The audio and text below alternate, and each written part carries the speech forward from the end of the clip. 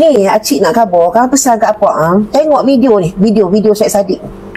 Udah dia nyuruh pesan kat Apok, nyuruh tengok video Syed Saddiq pula. Mohlah kita tengok ya. Assalamualaikum, hai semua.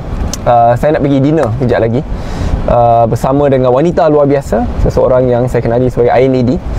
Wing Wing, pandai-pandai lah fikir siapa tu. Pergi dinner tak boleh lah dengan tangan kosong. So adalah dapatkan sekali a bouquet of red roses.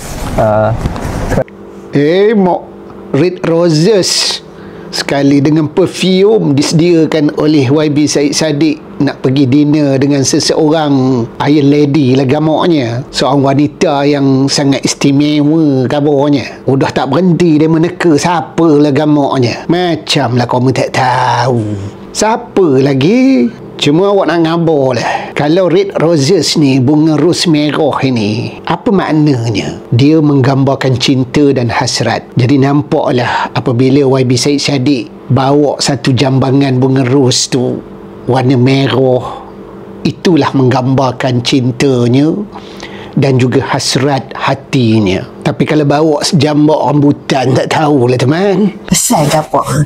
Bentara selama ni kan dia duk ngirim sejambak rambutan.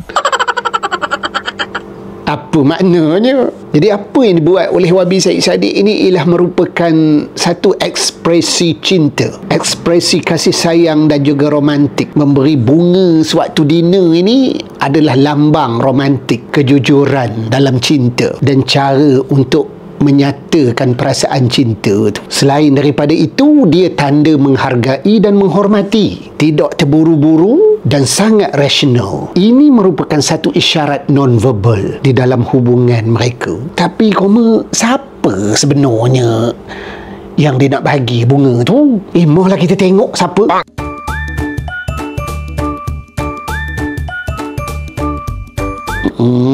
Tu dia.